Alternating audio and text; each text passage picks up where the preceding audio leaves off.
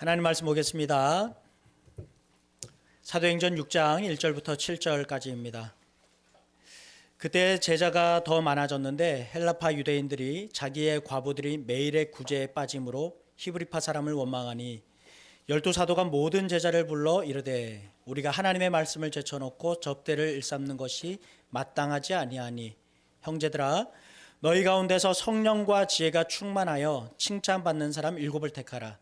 우리가 이 일을 그들에게 맡기고 우리는 오로지 기도하는 일과 말씀 사역에 힘쓰리라 하니 온 무리가 이 말을 기뻐하여 믿음과 성령이 충만한 사람 스데반과 또 빌립과 브로고로와 니가노르와 디몬과 바메나와 유대교에 입교했던 안디옥 사람 니골라를 택하여 사도들 앞에 세우니 사도들이 기도하고 그들에게 안수하니라. 하나님의 말씀이 점점 왕성하여 예루살렘에 있는 제자의 수가 더 심히 많아지고 허다한 제사장의 무리도 이 도에 복종하니라. 아멘. 사도행전 2장에 보면 성령 강림 후에 사도들에게 기적이 나타났습니다. 베드로가 설교할 때 3,000명이 회개하는 일이 있었죠. 유무상통하는 공동체가 생겼고요. 사도행전 3장 4장에 가서 보면 선천성 장애를 앓고 있던 사람, 40년 동안 걷지 못했던 사람이 베드로로 인해서 치유되었습니다. 이 일로 인해서 5,000명이 또 회개하죠. 지금 같으면 한 사람 회심하는 것도 쉽지 않은 시대인데 한 번의 일로 3,000명, 5,000명 회심했다. 이건 얼마나 놀랍고 대단한 일들입니까? 그런데 성령도 경험했고 기적도 나타났지만 5장에 가서 보면 아나니아 부부가 사도들을 속이는 일이 생겼습니다. 복음을 전하는 사도들이 투옥되기도 했죠. 교회가 한참 이제 성장해 나가고 뭔가 붐이 막 일어나던 시기였는데 이 시기에 교회 내에서 이런 불의한 일이 생겼습니다. 특히나 이들에게는 큰 트라우마가 있죠. 왜냐하면 예수님께서 인기를 한참 얻어가시고 예루살렘 성에 진짜 온 백성들이 환영할 만큼 이렇게 입성을 했지만 며칠이 못 가서 예수님이 죽으셨잖아요. 그리고 제자 공동체 완전히 다 산산조각이 났었잖아요. 역시나 성령이 임하고 교회가 정말로 잘 되나 보다. 이제 정말 뭔가 일이 일어나나 보다 했는데 사람이 죽었습니다. 그리고 사도들이 잡혀갔습니다. 안팎에 이런 여러 가지 일들이 생기는 가운데 설상가상 6장에 가서 보면 성도들 사이에서 이제는 또 갈등이 생기기 시작했습니다. 성령이 임하시면 교인 사이의 갈등이 없어질 것 같은데 그렇지 않습니다. 기도하면 하나님께서 천사를 보내시거나 만물이 합력하여 선을 이루어서 사도들의 안전을 지켜줄 것 같은데 그렇지 않았습니다. 본문에서는 하나님께서 인간 사이의 갈등과 어려움에 직접 개입하시기보다는 성령께서 임하신, 그러니까 성령을 받은 사람들, 성령을 경험한 사람들이 이 공동체의 갈등을 어떻게 풀어나가는지 아주 자세히 말씀하고 있습니다. 성령께서 초자연적인 역사로 질서를 정해주시는 것이 아니라 성도들끼리 교회의 하나됨을 지키고 보존하기 위해서 애쓰는 모습이 나옵니다. 그들은 주장을 고집하거나 기득권 내세우지 않았습니다. 나를 드러내거나 아니면 우리만 생각하지 아니하고 공공의 이익과 공동체를 우선했습니다. 결국 시작부터 쪼개질 뻔했던 처음 교회는 서로 배려하고 존중하여서 스스로 이 갈등들을 해결할 수 있었습니다. 본문에 자세히 이렇게 하나하나 따져보면요, 2장 43절부터 45절까지 보면 성도들이 유무상통했다 그러죠. 절대 빈곤의 시대입니다. 하루 한 끼 먹고 살기 힘든 사람들이었습니다.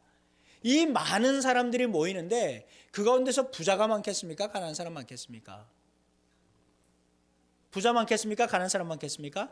당연히 가난한 사람들이 많죠. 부자는 아마 극소수일 겁니다. 정말 극소수일 겁니다.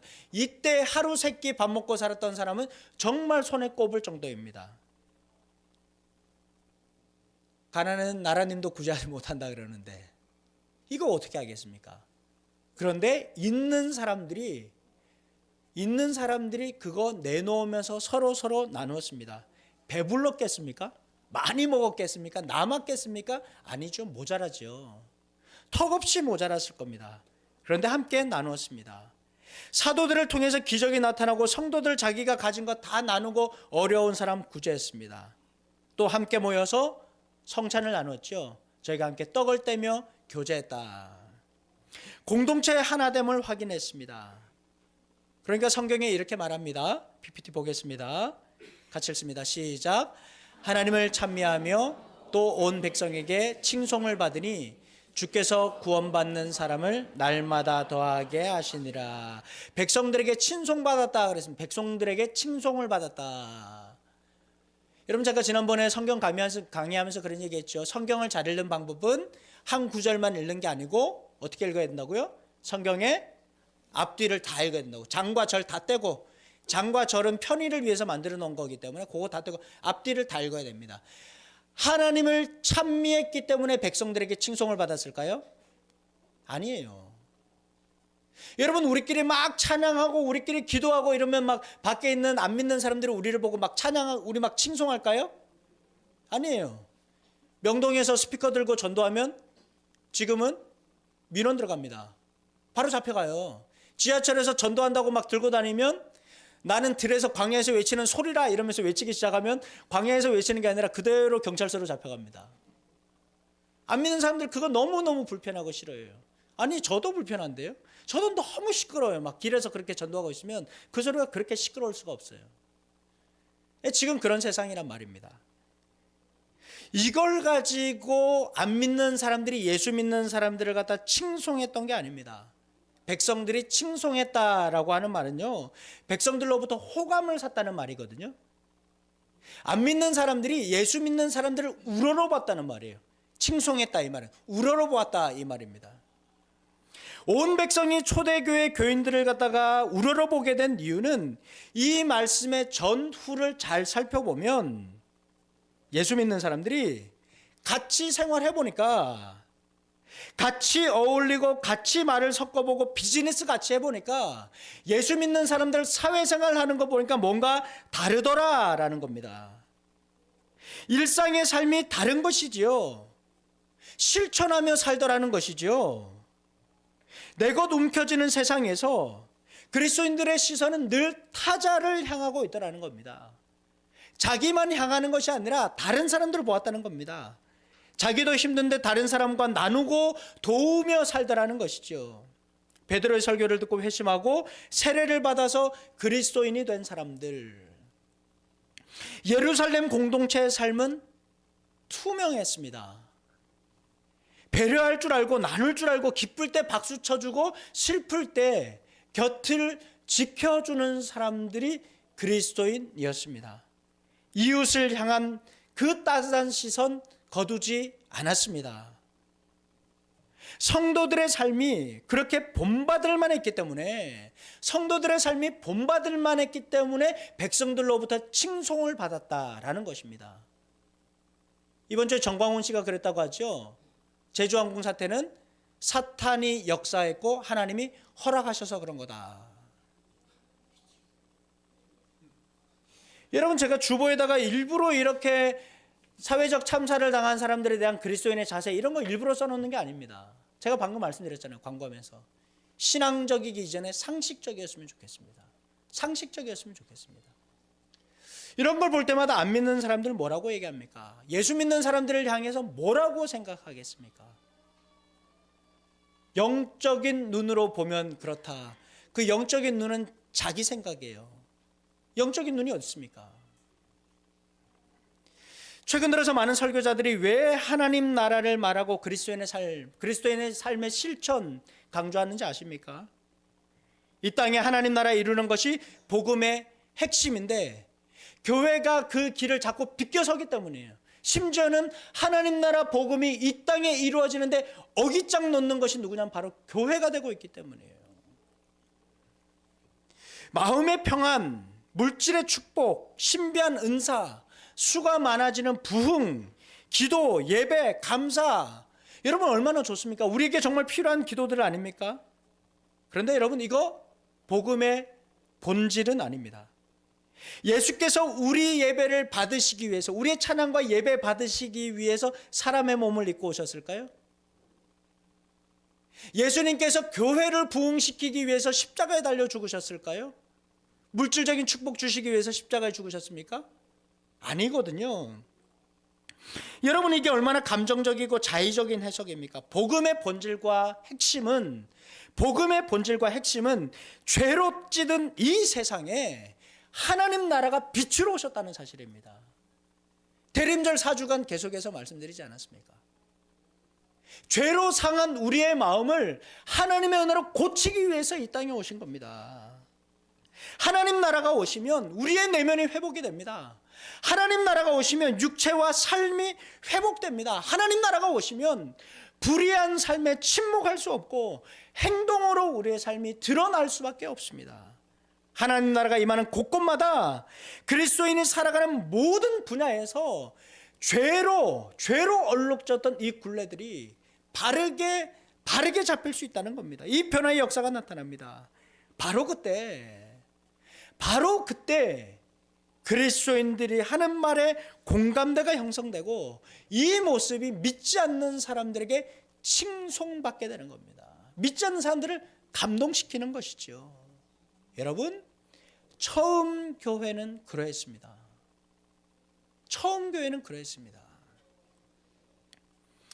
본문으로 들어가 봅시다. 비약적인 발전을 거듭하던 교회에 갈등이 생겼습니다. 핍박으로 외적인 위기 가운데 내부적으로 또 다른 갈등이 생기고 있습니다. 아나니아 부부의 구설수에 이어서 교우 간의 갈등이 불만으로 표출되었습니다. 그리스도인들의 수가 기하급수적으로 늘어났는데 말씀드린 것처럼 먹고 사는 것이 너무 힘드니까 구제사역이 아주 활발했습니다. 문제는 이 구제하는 사역들이 헬라파 유대인들은 배제하고 히브리파 사람들에게만 자꾸 편중이 된다는 거예요. 히브리파 사람들은 본토 유대인들입니다. 여기에서 나고 자란 사람들입니다. 헬라파 유대인들은 해외에서 태어난 유대인들, 디아스포라 유대인들이에요. 오늘날로 표현하면 국내파에게는 구제비를 줍니다. 그런데 해외에서 오신 분들한테는 푸대접하는 거예요. 아마 그동안 같은 유대인들이었지만 헬라파와 히브리파 사이에 아마 언어와 문화 정서적인 차이로 아마 갈등이 꽤 있었던 것 같습니다. 이것이 구제 음식을 배분하는 과정에서 불거진 겁니다. 여러분이라면 이 문제 어떻게 해결하겠습니까? 히브리파 5명, 히브리파 대표 5명, 헬라파 대표 5명, 이렇게 5대5 동수로 하면 될까요? 사도들은 이 사역을 이 초대교회 교인들 7명한테 맡깁니다. 5절에 보니까요, 이름이 나와 있습니다. 스데반, 빌립, 브로고로, 니가노르, 디몬, 바메나, 니골라. 그런데 여러분, 이 7명은 예루살렘의 터줏대감이 아니라 7명 모두 해외에서 온 헬라파 유대인들입니다. 히브리파 사람들 한 명도 들어가지 않았어요. 헬라파 사람들한테 이 일을 다 맡긴 거예요. 사도들은 그들이 본토 유대인의 문화를 모른다고 해서, 언어가 서투르다고 해서 허드렛 일이나 맡기고 별것 아닌 일, 외부인 이렇게 치부하지 않았습니다. 그들을 교회의 대표 지도자로 세웠습니다. 쉽게 말해서 교회에서 장로 7명 뽑는데 7명을 다 헬라파 사람들을 다 뽑은 거예요. 여러분, 대표적인 인물이 7장에서 복음을 전하다가 순교한 스데반입니다. 히브리파 입장에서는 어떤 마음 들겠습니까? 굴러들어온 돌이 박힌 돌을 빼내? 우리가 이 교회에 충성한 게 얼마인데, 우리가 이 교회에서 헌금한 게 얼마인데, 니들이 지난 고생을 알아? 아무것도 모르는 사람들이. 히브리파 교인들은 이 상황 불평불만 없이 그저 감사함으로 넘어갔을까요? 그런데 성경은 히브리파 사람들의 목소리를 기록하지 않았습니다. 오히려 헬라파 7 집사의 사역을 본문 위로 쭉 얘기합니다. 스데반을 통해서 사도 바울이 회심되는 과정, 빌립을 통해서 아프리카 복음 전해지는 과정들. 교회는 사람들이 모이는 곳이지요. 성령이 임하셔도 공동체는 갈등이 있습니다. 주님, 우리가 하나 되게 해주십시오. 국론이 분열되지 않고 여야가 하나 되게 해주십시오. 주님 오실 때까지 그런 일은 일어나지 않습니다. 왜냐하면 사람들의 생각이 다 다르기 때문에. 하나님 사람들의 생각을 다르게 만들어 놓으셨어요. 하나님 똑같은 모양으로 만드신 게 아니란 말이에요. 다르기 때문에 우리가 발전할 수 있는 거예요. 다르기 때문에 성장할 수 있는 것이죠. 성령은 갈등을 없애는 분이 아니라 갈등 상황에서 우리로 하여금 행동하게 하시는 분이에요. 하나님은 갈등의 해결사로 나서는 분이 아닙니다. 하나님은 이 갈등을 나의 영을 부은 하나님의 사람들이 어떻게 해결하는지 보고 계시는 거예요. 우리가 이 갈등을 해결해가는 과정들, 그것이 성령 받은 사람들의 역할입니다. 여러분, 이 과정을 통해서 교회는 발전했습니다. 그리고 성장했습니다. 초대교회는 하나님의 은혜로 세워지고 성령의 임재를 경험했지만 성령 받은 사람들은 대화했습니다. 타협했습니다. 지혜를 모아서 갈등을 헤쳐나갔습니다. 성령이 임하시면, 우리는 그렇게 말하죠. 성령이 임하시면 서로 사랑하면. 여러분, 그러나 초대교회는 이것이 말로만, 구호에만 그치지 않았습니다. 그런데 여러분, 더 큰 문제가 생기죠. 이번에는 유대인과 이방인 사이. 아까는 유대인끼리의 문제였는데 이제는 유대인과 이방인의 갈등이 생겼습니다. 또 이방인과 이방인의 갈등이 생겼습니다. 복음이 예루살렘과 유대 지역을 넘어서 소아시아로 확산되면서 이방인들이 이제 교회 오기 시작하는 거예요. 교회는 이방인도 하나님의 백성으로 인정하는 시대적인 요구에 직면하고 말았습니다. 아마 지금 우리에게 외국인이나 다문화 이웃에 대한 인식의 변화를 요구하는 것과 비슷한 상황일 겁니다. 유대인 그리스도인들은 별 생각 없이 열정 하나만으로 그냥 뜨거운 마음으로 기도했습니다. 주님, 우리에게 성령이 임하시면 우리가 유대와 사마리아 땅끝까지로 증인이 되겠습니다. 유대와 사마리아 땅끝까지로 증인 되겠습니다. 그랬는데 말이 다른 사람이 오는 거예요. 피부색이 다른 사람 나오는 거예요. 언어와 문화가 전혀 다른 사람들이 교회로 몰려 들어오기 시작하는 거예요. 여러분, 이제는 교회가 커가는 것이 더 문제입니다. 수가 많아지는 것이 더 큰 문제가 되었습니다. 실제로 자기 공동체를 타 문화, 타 민족에 개방하는 것이 쉽지 않았습니다. 복음은 제국의 심장, 로마를 지나서 땅끝까지 이르렀지만 유대인들의 이 폐쇄적인 선민의식, 이것이 복음의 장애물이 되기 시작한 거예요. 그들은 여전히 예루살렘 성벽을 넘는 것조차도 힘들었습니다. 복음이 확산되는 과정이 사도행전에 기록되어 있지만 아마 이것을 해결하기 위한 고민, 노력, 성경에 기록되지 않았지만 엄청나게 많았을 겁니다. 이들의 종교적이고 문화적인 관성을 떨쳐내는데 교회가 엄청난 시행착오를 아마 겪었을 겁니다. 그런가 하면 이방인들이 교회에 왔는데 여전히 이 이방인들이 우상숭배와 제국주의 문화에 젖어 있었던 걸로 보입니다. 지난 교회에서 교회 오신 지, 전도받아서 교회 오신 지 얼마 안 된 교인이 교회 본당에 들어오시면 꼭 하는 게 있었어요. 앞에 십자가 있잖아요. 그럼 교회 본당 문 열고 들으면 제일 먼저 이거부터 합니다. 이렇게. 그리고 목사님들 인사할 때, 예배 끝나고 나갈 때 목사님 인사하잖아요. 그러면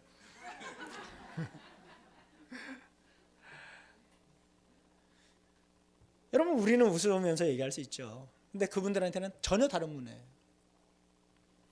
달마도 때로 신방 가보셨습니까? 달마도 그림 아시죠? 목사님, 제 손으로는 달마도를 못 떼겠어요. 목사님 오셔서 좀 떼주세요. 그거 떼는 게 너무 불안한 거예요. 부적 떼달라고 그러고. 얼마 전에 전화 받았습니다. 목사님, 날짜 좀 정해 주십시오. 진짜 며칠 전에 전화 받았어요. 목사님, 날짜 정해달라고. 그래서 제가 열심히 막 이렇게 세가면서 이렇게 쌀가루도 뿌려가면서.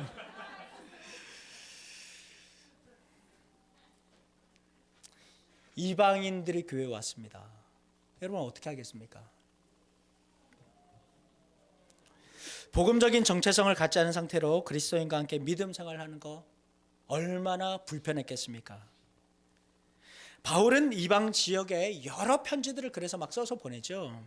그래서 하나님 누구신지, 사람이 누군지, 우리 어떻게 구원받았는지, 우리의 사명이 무엇인지. 여러분 그 편지를 갖다가 얼마나 많이 썼으면 그 편지가 바로 지금 신약 성경에 기록된 이 서신서, 성경이 돼버린 거예요. 그리고 바울이 유명한 말을 합니다. 우리는 하나님의 작품입니다. 우리 모두 하나님의 작품입니다. 선한 일을 하게 하시려고 하나님께서 그리스도 예수 안에서 우리를 만드셨습니다.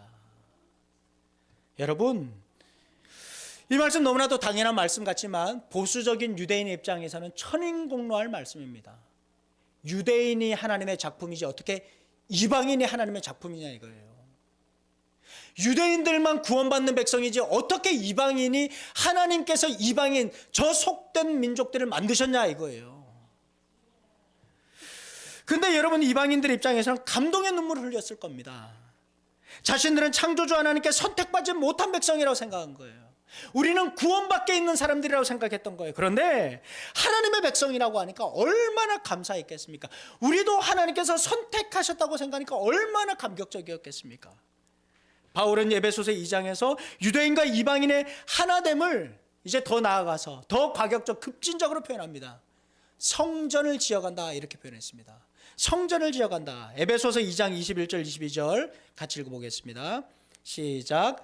그리스도 안에서 건물 전체가 서로 연결되어서 주님 안에서 자라서 성전이 됩니다. 그리스도 안에서 여러분도 한 지내보셔서 하나님이 성령으로 거하실 처소가 됩니다. 아멘.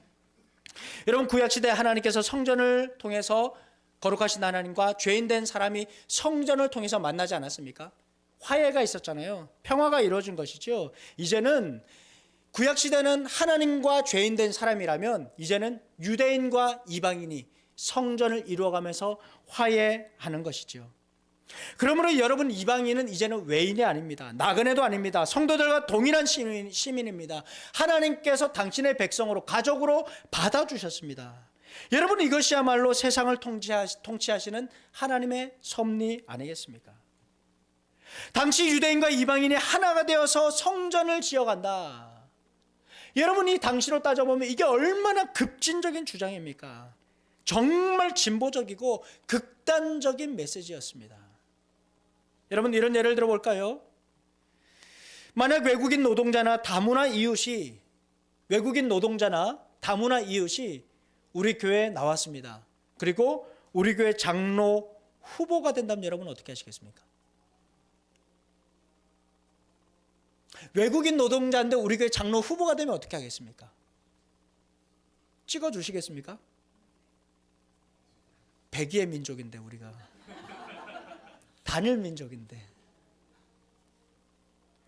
무슬림이나 아프리카에서 온 흑인이 교회 중직자나 리더십으로 세워진다면 여러분 뭐라고 하시겠습니까? 여러분 우리는 해외 선교사님들 위해서 간절하게 기도하지만 외국인에 대해서 그렇게 환대하지 않습니다. 이 사람들 우리보다 더 했습니다. 1000년 이상을, 1000년이 뭡니까? 1000년 이상을 선민의식, 우리만 하나님께서 선택하셨다. 우리만 하나님의 백성이다. 다 이방인들, 속된 사람들이다 생각했던 사람들입니다. 그런데 이방인과 함께 성전을 지어가라. 얼마나 급진적이겠습니까? 제가 몇 차례 소개했던 책 있죠. 한국교회 처음 이야기 몇 번 들고 다니시던데 다 읽으셨죠? 이 책. 네. 그렇죠? 읽어보십시오. 조선 말에 천민 중에 천민이라고 했던 백정들이 있었습니다. 불가촉 천민이라고 합니다. 나이가 많아도 대접받지 못하죠. 호적이 없어서 백성으로 인정받지 못하던 사람들입니다. 서울 백정마을에 중병에 걸린 박성춘이라는 사람이 있었습니다. 무호 선교사님과 에비슨 선교사님 백정마을을 찾아가서 병을 치유해 주었습니다. 당시에 에비슨 선교사님은 고종 황제의 시의였습니다. 대통령 주치의예요. 지금으로 말하면 대통령 주치의가 백정마을을 찾아가서 병을 고쳐준 거예요. 너무 감사해서 박성춘이 은혜 갚으려고 무호 선교사님 교회, 서양 귀신이 있는 교회에 출석하기 시작했습니다. 그런데 하필 그 교회는 양반만 다니던 교회였어요. 반상이 분명하던 시대에 양반만 다니던 교회에 불가촉 천민인 백정이 찾아온 거예요. 백정이 양반교회에 찾아오자 양반들은 무호 선교사님한테 강력하게 항의했습니다. 어떻게 양반교회에서 백정을 받아들일 수 있느냐. 당장 쫓아내야 된다. 무호 선교사님 대답했습니다. 앞에 제가 지금 쭉 얘기했던 것들 얘기했습니다. 하나님 앞에서 모든 인간은 평등하고 모두가 다 구원받을 수 있는 구원의 대상이다. 유교 사상으로 500년을 살아온 양반 교인들 가만히 있었겠습니까? 우리 조선 사람들 잘하는 거 있잖아요. 교회도 많은데 박차고 나와버린, 교회를 떠나버린 거예요. 교회 쪼개졌습니다. 남아있는 사람 얼마 되지 않았고 거의 대부분의 교인들이 다 교회를 떠나버렸습니다. 이 일로 박성춘은 큰 상처와 충격을 받았습니다. 가만히 있을 수 없어서, 나 때문에 생긴 일이니까 가만히 있을 수 없다. 그래서 박성춘 나가서 길에서 전도했습니다. 이렇게 말합니다. 백정도 사람 대접해주는 종교가 왔다. 백정도 사람 대접해주는 종교가 왔다. 여러분, 이것이 하나님 나라 복음 아닙니까? 하지만 양반들은 박성춘의 교회를 첩장교회라고 폄하했습니다. 첩년들과 백정들이 다니는 교회, 첩장교회. 그렇게 시간이 흘렀고 3년이 지난 어느 날 양반 교인들이 첩장교회로 찾아왔습니다. 우리 두 교회를 통합합시다. 종로 인사동에 있는 승동교회 이야기입니다. 이 교회 지금도 있습니다. 1911년 승동교회 첫 장로 선거가 있었는데 이 장로 선거에서 박성춘이 초대 장로가 되었습니다. 박성춘은 백정차별정책 철폐운동 벌였고 독립협회가 주최하는 만민공동의 시민대표가 되었습니다. 사랑하는 여러분, 우리가 서로 사랑하면 비그리스도인들은 그것을 보고 우리가 예수의 제자라는 것 알게 될 겁니다. 우리가 서로 사랑하면 하나님이 우리 안에 계시고 또 하나님의 사랑이 우리 안에서 완성될 것입니다. 마태복음 5장 16절은 말씀합니다. 같이 읽겠습니다. 시작. 이와 같이 너희 빛을 사람에게 비추어서 그들이 너희의 착한 행실을 보고 하늘에 계신 너희 아버지께 영광을 돌리게 하여라. 올해 우리 교회 표어는 하나님을 높이고 사람을 세우는 교회입니다. 하나님을 높이고 사람을 세우는 것, 서로 다른 것 아닙니다. 하나님 높이는 것 영광스러운 거룩한 것이고 사람 세우는 것 속된 것 아닙니다. 성과 속이 하나님의 사랑 안에서 하나로 이룰 것입니다. 하나님을 높이고 사람을 세우는 교회는 우리의 사랑으로 이루어질 것입니다. 저는 이 감동적이고 은혜로운 현장에 여러분을 초대하고 싶습니다.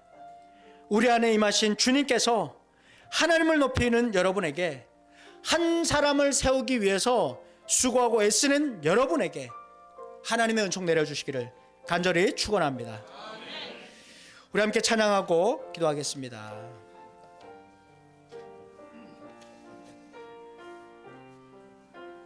이런 교회 되게 하소서. 함께 찬양하겠습니다.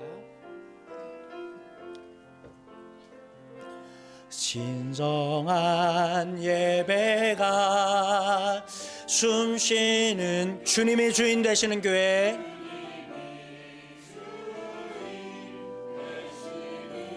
믿음의 기도가 쌓이는 교회,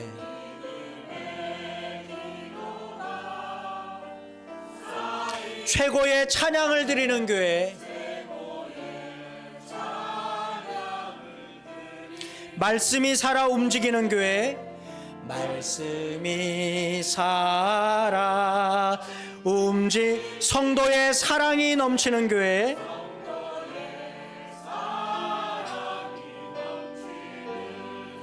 섬김과 헌신이 기쁨이 되어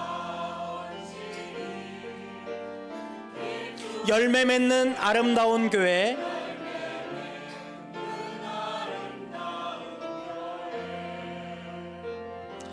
주님의 마음 닮아서 이웃을 사랑하는 교회, 주님의 영광을 위해서 빛 되신 주님 전하, 주님의 마음 닮아서 주님의 마음 닮아서 이웃을 사랑하는 교회, 주님의 영광을 위해서 빛 되신 주님 전하는 교회, 사랑의 불꽃이 활짝 피어나 날마다 사랑에 빠지는 교회, 주께서 사랑하는 우리 교회가 이런 교회. 다시 한번 더 고백합시다. 주님의 마음 닮아서, 주님의 마음 닮아서 이웃을 사랑하는 교회, 주님의 영광을 위해서 빛 되신 주님 선하는 교회, 사랑의 불꽃이 활짝 피어나 날마다 사랑에 빠지는 교회, 주께서 사랑하는 우리 아멘 이런 교회. 우리 잠깐 기도하겠습니다. 하나님 높이고 사람 세우는 교회 되게 해달라고 우리 함께 손 높여서 함께 기도하겠습니다. 주여, 하나님 아버지 감사합니다. 하나님, 우리 교회가 정말로 하나님을 높이고 사람을 세우는 교회 되게 하여 주시옵소서. 하나님 아버지, 어려움을 겪는 이때에 하나님 아버지, 우리 교회가 정말 하나님 한 사람 한 사람을 세우기 위해서 눈물을 뿌리게 하여 주시고 애쓰게 하여 주시고, 하나님 아버지 그 수고와 헌신을 통해서 하나님 교회가 되게 하여 주시옵소서. 유대인 간의 갈등이 대화와 타협을 통해서 하나님 서로 배려하는 것을 통해서 이렇게 극적으로 해결되는 것을 보았습니다. 유대인과 이방인의 문제가 성전이 지어가는 것으로 매듭 지어지는 것을 보았습니다. 하나님 아버지, 양반과 백정이 함께 예배하는 모습을 보았습니다. 하나님 아버지, 우리 교회 이런 교회 되게 하여 주시옵소서. 하나님 아버지, 하나님 직분으로 나뉘는 것이 아니라, 하나님 아버지 교회를 다니는 연수로 나뉘는 것이 아니라, 하나님 아버지 어떤 다른 것으로 나누어지는 것이 아니라 정말로 온 교회가 하나님 사랑하는 마음으로, 섬기는 마음으로, 사랑하는 마음으로 화합하게 하여 주시고, 그로 인해서 하나님 아버지 우리 교회가 정말로 하나님을 높이고 사람을 세우며 온 백성이 칭송받는 교회 되게 하여 주시옵소서. 하나님 아버지, 그래서 연지와 초읍지역에서 정말 소문난 교회 되게 하여 주시고, 아름다운 소문, 아름다운 소리들이 더 울려 퍼지는 우리 교회 되기를 원합니다. 주님 은혜 베풀어 주시옵소서. 아버지 하나님, 이 마음 허락하여 주시기를 간절히 소망하옵나니 주님 은혜 더하여 주시고, 하나님 우리의 마음을 열어 주시옵소서. 하나님 아버지, 우리가 하나님 아버지 탄을 향해서 열린 마음으로 나가게 하여 주시고, 하나님 닫혀있고 하나님 아버지 권위적인 것을 버리고 하나님 정말 낮은 곳으로 하나님 낮아지는 우리 교회 되게 하여 주시옵소서. 오 하나님 아버지 감사합니다. 긍휼히 여겨 주시옵소서. 감사합니다. 아멘. 주님 도하여 주시옵소서. 긍휼히 여겨 주시옵소서. 주님 감사합니다. 아버지 하나님, 같은 유대인끼리도 갈등이 있었고 그러나 해결되었고, 배려하고 대화하고 타협하는 과정들을 봅니다. 유대인과 이방인과 이방인 사이의 갈등들도 하나님 말씀으로 우리가 성전 지어가야 된다, 성전 지어가야 된다, 이 말씀으로 하나님 하나 되는 것을 봅니다. 우리 하나님, 우리 교회가 한 사람 세우기 위해서 열을 올리게 하여 주시고, 한 사람 세우는 데 대해서 최선을 다하게 하여 주시고, 하나님 아버지 직분으로 나뉘지 않게 하시고, 교회 몇 년 다녔다 이것으로 나뉘지 않게 하여 주시고, 몇 대째다 이것으로 나뉘지 않게 하여 주시고, 하나님 한 사람 한 사람 사랑하고 섬기는 하나님 이러한 착한 행실을 통해서 우리가 서로 사랑하면 하나님 사랑이 우리 안에서 이루어진다 말씀하셨사오니, 하나님 사랑 이루는 우리 성광교회 되게 하여 주시옵소서. 그래서 하나님 아버지, 이 소리가 교회 담장으로 넘어서 연주로 흘러가게 하여 주시옵소서. 초읍으로 거슬러가게 하여 주시옵소서. 정말 부산의 희망이 되는 교회 되게 하여 주시옵소서. 하나님 이방에 빛을 비추는 우리 성광교회 되게 하여 주시옵소서. 모든 것 감사드리며 살아계신 예수님의 이름으로 기도하옵고, 주 예수 그리스도의 은혜와 하나님의 사랑과 성령의 교통하심이 하나님을 높이고 사람을 세우는 우리 성광교회 모든 교우들과,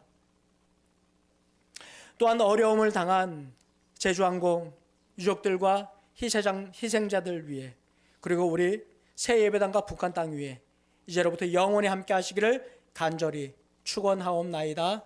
아멘.